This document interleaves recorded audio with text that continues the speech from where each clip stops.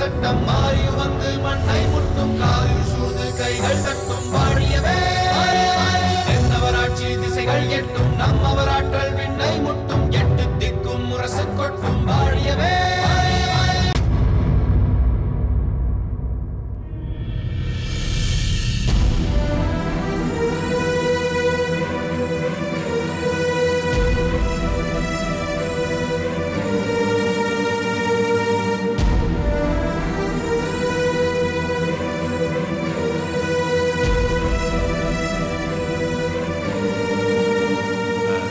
காரியாரே, காரியாரே, வாருங்கள் வாருங்கள், இப்படி அமருங்கள்.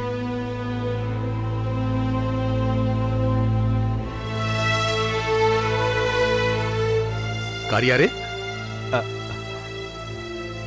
சொல்லுங்கள். நான் சொல்வதற்கு ஏதுமில்லை, நீங்கள் தான் சொல்ல வேண்டும். ஏன் இப்படி சொல்கிறீர்கள்? மாமன்னரிடம் பேசியதிலிருந்து உங்கள் முகம் மாறிவிட்டது. வெளியில் சொல்ல முடியாத ஏதோ ஒரு விஷயத்தை மனதில் வைத்துக் கொண்டு சங்கடப்பட்டுக் கொண்டு இருக்கிறீர்கள். தாங்கள் ஒரு சிறந்த புலவர் என்பதை என் மனதின் நிலையை துல்லியமாக கணிப்பதில் இருந்தே நிரூபித்து விட்டீர்கள். அப்படியானால் தாங்கள் சொல்வது உண்மைதான். மலர்கொடியின் திருமணத்தை பற்றி அறிந்தது முதல் என் மனம் அமைதி இழந்துவிட்டது. நான் அறிந்த உண்மையை வெளியில் சொல்வதா வேண்டாமா என்று என் மனம் தவித்துக் கொண்டிருக்கிறது. என்ன உண்மை? யாரை பற்றி?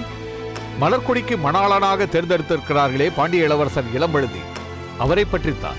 ஏன், அவருக்கு என்ன? அவர் மலர்கொடியை மனப்பூர்வமாக மணக்க சம்மதித்திருக்க மாட்டார். ஏன் அப்படி சொல்கிறீர்கள்? அவருடைய மனதில் வேறொரு பெண் இடம் பெற்றிருக்கிறார். அவளை விடுத்து சோழ இளவரசியை மணக்க சம்மதித்திருக்கிறார் என்றால் அது ஒரு கட்டாயத்தினால்தான் என்று சொல்ல வேண்டும். காரிக்கரனாரே, நீங்கள் இந்த அளவிற்கு உறுதியாக சொல்கிறீர்கள் என்றால் பாண்டிய இளவரசரை பற்றி நன்றாக அறிந்திருக்க வேண்டுமே. உண்மைதான் கடியலூராரே. சோழ அவைப்புலவரான தாங்கள் பாண்டிய இளவரசரை பற்றி எப்படி அறிவீர்கள்? தமிழ் புலவர்கள் எந்த நாட்டில் இருந்தாலும் என்றாவது ஒரு நாள் தேடிச் சென்று காணும் தமிழ்ச்சங்கம் இருக்குமிடம் மதுரையம்பதிதானே. பாண்டிய மன்னர்களே புரவலர்களாக இருந்து அதை வழிநடத்துகிறார்கள் என்பதால் அரசரோடு சம்பந்தப்பட்ட அனைவரையும் சந்திக்கும் வாய்ப்பு அமைகிறதல்லவா? தாங்கள் சொல்வது உண்மைதான். ஆனால் நான் சோழ நாட்டின் எல்லையை தாண்டி செல்லாதவன் என்பதால் எனக்கு அந்த வாய்ப்பு கிடைக்கவில்லை. ஆனால் என் நிலை அப்படி அல்ல. மன்னருக்காகவும் என் விருப்பத்தின் பேரிலும் அவ்வப்போது பல இடங்களுக்கு செல்பவன். அப்படி மதுரைக்கு சென்ற போது ஒரு கவியரங்கத்தில் இளைஞர்கள் சிலர் பாடும் கவிதைகளில் இருந்து சிறந்த ஒன்றை தேர்ந்தெடுக்கும் பணி எனக்கு வழங்கப்பட்டது. ஓ, இப்படிப்பட்ட நிகழ்ச்சிகளில் கூட தாங்கள் கலந்து கொள்கிறீர்களா? இளைய தலைமுறையை வளர்க்கும் பொறுப்பு நமக்கு இருக்கிறதல்லவா? அதைத்தான் நான் செய்தேன். அன்று கவி பாடிய பதின்மரில் ஒருவன் என் மனதை மிகவும் கவர்ந்து விட்டான். அவனது கவிதைகளில் தெரித்த சொல்வன்மை என்னை வியக்க வைத்தது. அவனது கவிதைதான் சிறந்த கவிதை என்று அறிவித்த போது சபையே அதிர்ந்தது. இளவரசர் வாழ்க, இளம்பழுதி வாழ்க என்று வாழ்த்தொலிகள் முழங்கின. அப்போதுதான் அந்த இளைஞர் பாண்டிய நாட்டு இளவரசர் என்பதையே நான் தெரிந்து கொண்டேன். ஆச்சரியமாக இருக்கிறது. ஆச்சரியம்தான். அவன் தன்னை ஒரு இளவரசன் என்று சிறிதும் வெளிப்படுத்திக் கொள்ளவில்லை. மிகுந்த அடக்கத்தோடு இருந்தான். அன்று இளம்பழுதியின் மீது எனக்கு ஏற்பட்ட ஈடுபாட்டின் காரணமாக நான் மிகவும் நெருங்கி பழகினேன். அவன் தன் காதலை என்னிடம் சொல்லி அது நிறைவேற யோசனை சொல்ல வேண்டும் என்று கேட்கும் அளவிற்கு எங்களுக்குள் நட்பு ஏற்பட்டது. அப்போதுதான் அவர் மனதில் வேறு ஒரு பெண் இருக்கிறாள் என்பதை தெரிந்து கொண்டீர்களா? அவள் யாரோ ஒரு பெண் அல்ல, அவளும் ஒரு இளவரசிதான். அவள் உங்களுக்கும் தெரிந்தவள்தான். யார் அவள்? தாமரை. என்ன? இருங்கோவலின் தங்கை தாமரையா? வேளிர்கள் பாண்டியர் மீதும் பகை கொண்டவர்களாயிற்றே. அப்படி இருக்க இவளை எப்படி அவர் சந்தித்தார்? கொற்கையில் நடக்கும் விழாவை காண சென்ற போது சந்தித்திருக்கிறார்.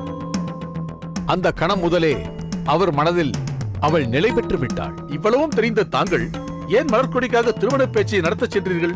கரிகாலரே சொல்லும் போது மறுக்க முடியுமா? எப்படி இருந்தாலும் இளம்பழுதி இதை ஏற்கப் போவதில்லை என்பதால் தான் நான் சென்றேன். அந்த நேரத்தில் பெருவழுதி பாண்டியரே வேறு ஒரு காரணத்தால் தான் அதை தள்ளி வைத்தார். இதற்கிடையில் நான் சிறைப்பட்டிருந்த சில நாட்களுக்குள் ஏதேதோ நடந்துவிட்டது. நிலைமை இந்த அளவிற்கு சென்ற பின் என்ன செய்வது என்றே புரியவில்லை. அப்படி சொல்லாதீர்கள். மன்னரை பொறுத்தவரை தங்களிடம் நண்பரை போல் பழகுகிறார். அதனால் தாங்கள் அறிந்ததை மன்னரிடம் சொல்வதுதான் நல்லது. அதன் பிறகு என்ன செய்ய வேண்டும் என்பதை அவரே தீர்மானித்துக் கொள்ளட்டும். தாங்கள் சொல்வதும் சரிதான். நாளையே நாம் இருவரும் இணைந்து சென்று நாம் அறிந்ததை சொல்லிவிடுவோம்.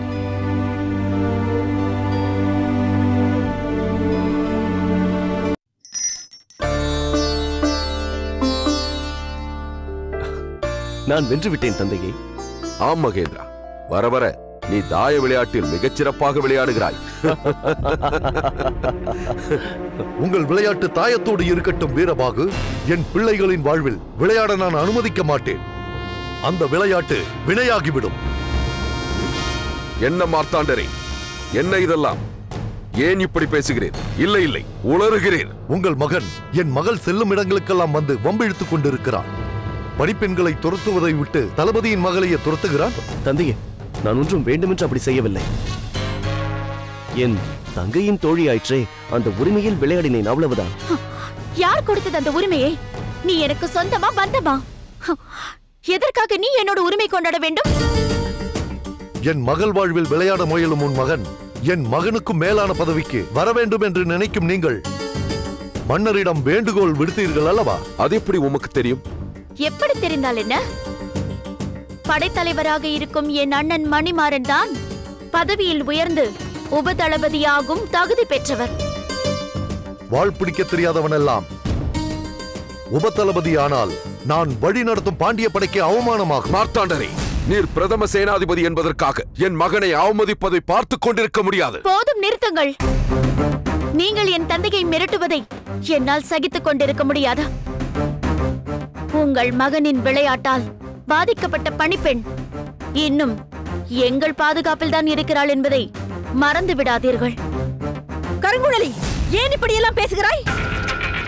இன்னும் எவ்வளவு காலத்திற்குத்தான் அந்த பணிப்பெண்ணின் விவகாரத்தை பேசிக்கொண்டே இருப்பாய்? அதற்கு விலையாகத்தான் என் மகனுக்கு கிடைக்கவிருந்த படைத்தலைவன் பதவியை பறித்துக் கொண்டாயே. இன்னும் என்ன? ஆஹா, சபாஷ்.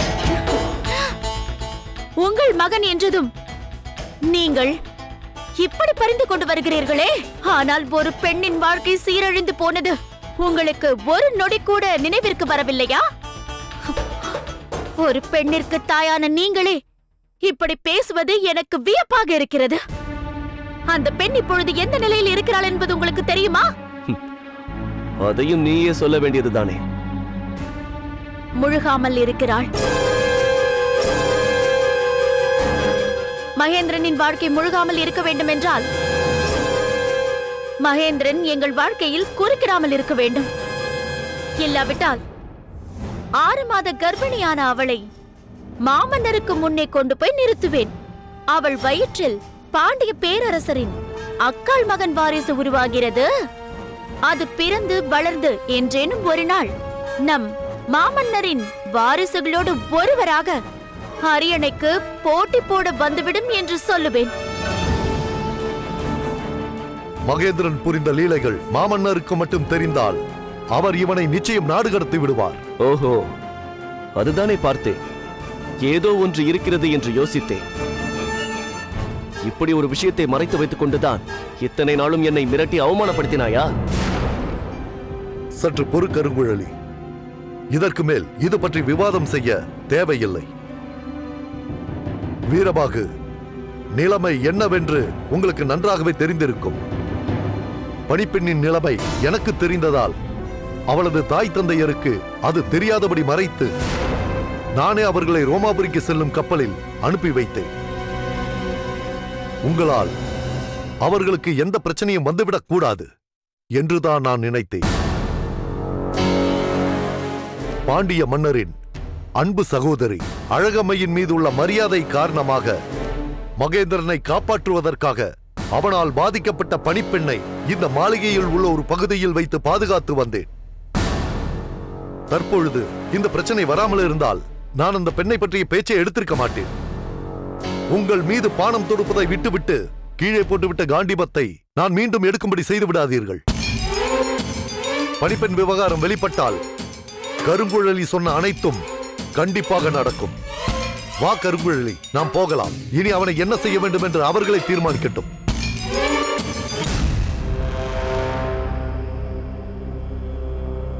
வீரபாகு அவர்கள் மகேந்திரனை விட புத்திசாலியானவர். அவர் நமக்கு சாதகமாகத்தான் முடிவெடுப்பார். அவருக்கே பாதகமாக முடிவெடுக்க மாட்டார். என்ன மகேந்திரா, நான் சொல்வது சரிதானே? உன்னை பார்த்தீர்களா தந்தையே, அவள் என்ன பேசிவிட்டு செல்கிறாள் என்று? சற்று பொறு மகேந்திரா. நான் எதற்காக பொறுமையாக இருக்க வேண்டும்? கண்ணுக்கு கண்ணாக நான் பெற்ற ஒரே மகனை இப்படி தலை குனிந்து நிற்கும்படி செய்து விட்டீர்களே பிரபு, என்ன இதெல்லாம்? இவர்கள் நம்மை நிம்மதியாகவே இருக்க விட மாட்டார்கள் போல் தெரிகிறதே. எல்லோரும் நிம்மதி அடையும்படியாக நான் ஒரு ஏற்பாடு செய்கிறேன். நீ பொறுமையாக இரு. என்ன செய்ய போகிறீர்கள்? சொல்லிவிட்டு செய்பவன் இந்த வீரபாகு அல்ல. நான் செய்த பின் அனைவரும் தெரிந்து கொள்வார்கள்.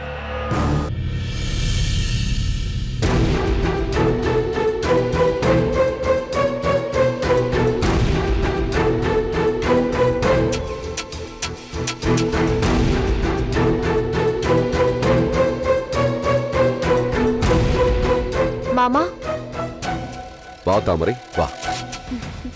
உன்னை பார்க்க வர வேண்டும் என்று நினைத்துக் கொண்டிருந்தேன். அது தெரிந்துதான் நான் உங்களை தேடி வந்து விட்டேன்.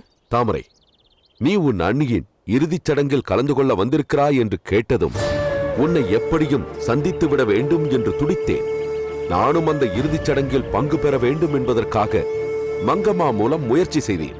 ஆனால் அந்த கரிகாலன் அதற்கு அனுமதி அளிக்கவில்லை. நான் என் அன்னைக்கு உறவு முறையில் வேண்டியவள் என்பதால் ஏற்றுக்கொண்டார்கள். அதே முறையில்தான் என் அண்ணனும் வந்து போகலாம் என்று பறையறிவித்தார்கள்.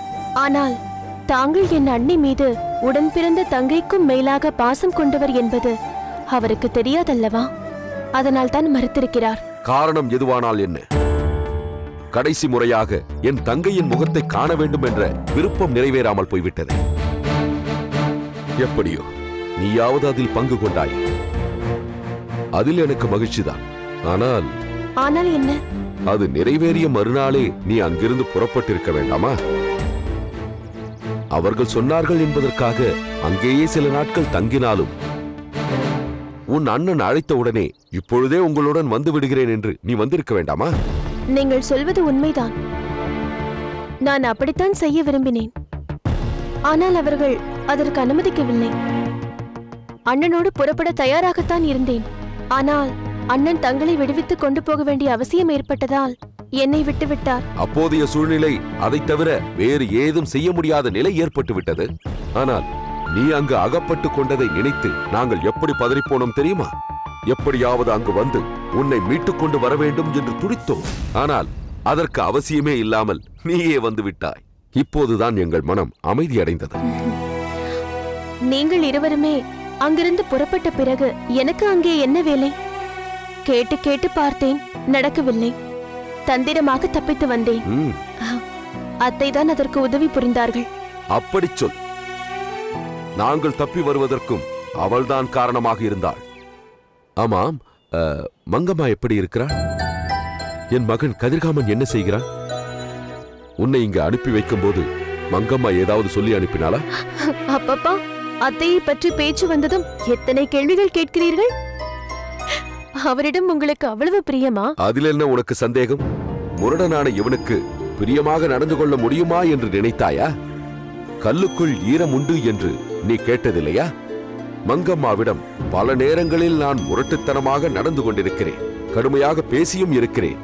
ஆனாலும் என் மனதில் அவள் மீது நான் எந்த அளவிற்கு காதல் கொண்டிருக்கிறேன் என்று அவளுக்கு நன்றாக தெரியும். அதனால்தான் சோழ மன்னனின் தங்கையான அவள் அவருக்கு எதிராக நான் சூழ்ச்சி செய்கிறேன் என்று தெரிந்தும் அதை ஏற்றுக்கொண்டார். என் முயற்சிகளில் நான் வெற்றி பெறவில்லையே என்று வருந்திருக்கிறாளே தவிர ஏன் அப்படி செய்தீர்கள் என்று ஒருபோதும் என்னை கேட்டதே இல்லை. நான் அவ்வளவு பிரியமா என்று ஒரு வார்த்தை தான் கேட்டேன். அதற்கு உங்கள் உள்ளத்தில் உள்ளதை கொட்டி விட்டீர்கள். இதற்காக நான் உங்களுக்கு ஏதாவது தர வேண்டும். இந்தாருங்கள், உங்கள் அருமை மனைவி உங்களுக்கு எழுதிய மடல். தாமரை, இதில் என்ன எழுதியிருக்கிறது என்று உனக்கு தெரியுமா? இன்னொருவர் மடலை பிரித்து படிக்கும் அளவிற்கு நான் பண்பில்லாதவள் அல்ல என்பது உங்களுக்கு தெரியாதா? ஆமாம் ஆமாம், நான் அப்படி கேட்டிருக்க கூடாது. ஆனால் நான் இன்னொருவன் அல்லவே. என் மடலை நீ படிப்பதில் தவறொன்றுமில்லையே. அது போகட்டும். வாய் வழியாக மங்கம்மா ஏதாவது சொல்லி அனுப்பினாளா? நீங்கள் சோழ நாட்டிற்கு திரும்பி வந்துவிட வேண்டும் என்று எழுதியிருப்பதாக சொன்னார். அதை நீங்களே படித்து தெரிந்து கொள்ளுங்கள். நான் வருகிறேன்.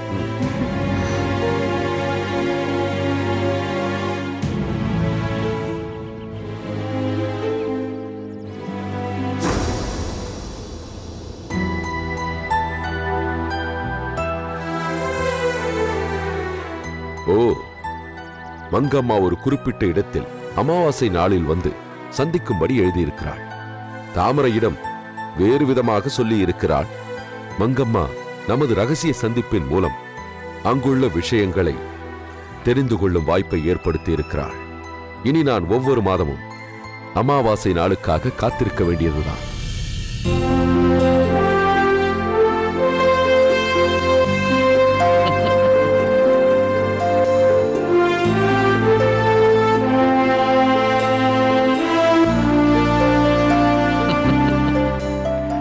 வணங்குகிறேன் மன்னவா. வாருங்கள் புலவர் பெருமக்களே, அமருங்கள். அமருங்கள். உங்கள் இருவரின் வருகையும் எனக்கு எப்பொழுதுமே மகிழ்ச்சியை தருவதுதான் என்றாலும் இன்று என்னை தனிமையில் சந்திக்க வேண்டும், அதுவும் அவசரமாக சந்திக்க வேண்டும் என்று சொல்லியிருப்பதால் என்னையும் அறியாமல் பரபரப்பு ஏற்பட்டுவிட்டது. அப்படிப்பட்ட ஒரு செய்தியை காரிக்கண்ணனார் என்னிடம் சொன்னார் மன்னவா. அது நிச்சயம் தங்களிடம் சொல்ல வேண்டிய செய்தியாகும்.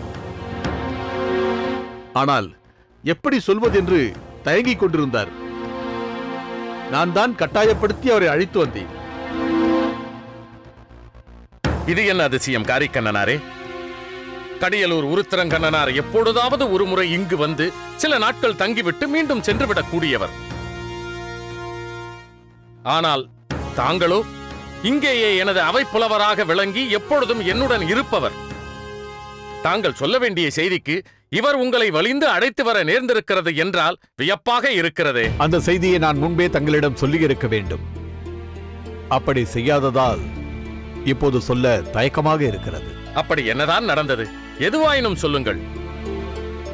தாங்கள் என்னிடம் அதை பற்றி சொன்னால் தானே மேற்கொண்டு என்ன செய்யலாம் என்று யோசிக்க முடியும். அதைத்தான் நானும் சொன்னேன் மன்னவா. நாம அந்த விஷயத்தை நினைத்து குழம்பிக் கொண்டிருப்பதை விட மன்னரிடம் தெரிவித்து விட்டால் மிக எளிதாக மாற்று மார்க்கத்தை கண்டுபிடித்து விடுவார். மூடு பணியாக இருக்கும் குழப்பம் சூரிய ஒளி பட்டது போல் ஒரு நொடியில் விலகிவிடும் என்றேன். மன்னவா, பாண்டிய நாட்டு இளவரசரை எந்த சூழ்நிலையில் நான் சந்தித்தேன், அவரது கவித்திறனை கண்டு அவர் மீது எந்த அளவிற்கு ஈடுபாடு வைத்திருந்தேன் என்பதெல்லாம் தங்களிடம் முன்பே சொல்லியிருக்கிறேன் அல்லவா? நிறைய சொல்லியிருக்கிறீர்கள். எனக்கு இளம்படுதியை மாப்பிளையாக்கி கொள்ள வேண்டும் என்ற எண்ணம் ஏற்பட்டதற்கே அதுதானே காரணம். இளவரசரின் புலமையை பற்றி சொன்ன இவர் அவரது காதலை பற்றி சொல்லாமல் விட்டுவிட்டார். அதனால் தான் இப்பொழுது தடுமாறுகிறார். என்ன, இளம்பழுதி காதலிக்கிறாரா? யாரை காதலிக்கிறார்?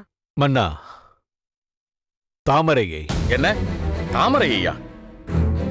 அவளை எப்படி அவர் பார்த்திருக்க முடியும்? தாமரை ஒரு முறை கொற்கைக்கு சென்றிருக்கிறாள். அங்கு அவர்கள் இருவரும் சந்தித்திருக்கிறார்கள். அப்பொழுதுதான் இளம்பழுதி தாமரை மீது காதல் கொண்டிருக்கிறார். காரைக்கண்ணனாரே, இதை தாங்கள் முதலிலேயே சொல்லியிருக்கலாமே. மன்னவா, ஒரு பேச்சை தொடங்கும் போது அதை முதலிலேயே தடுக்க வேண்டாம் என்று நினைத்தேன். தங்களை உரிய நேரத்தில் தனிமையில் சந்தித்து இதை பற்றி பேசலாம் என்று நினைத்தேன்.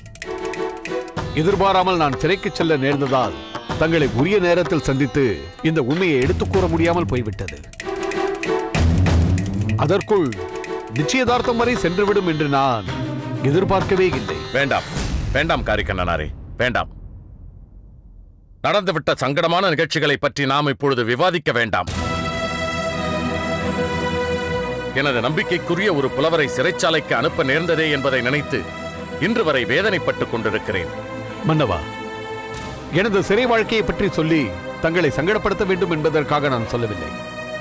இளம்பழுதி தாமரையை காதலித்த விஷயத்தை சொல்ல முடியாமல் போனதற்கான காரணத்தை தான் நான் சொன்னேன்.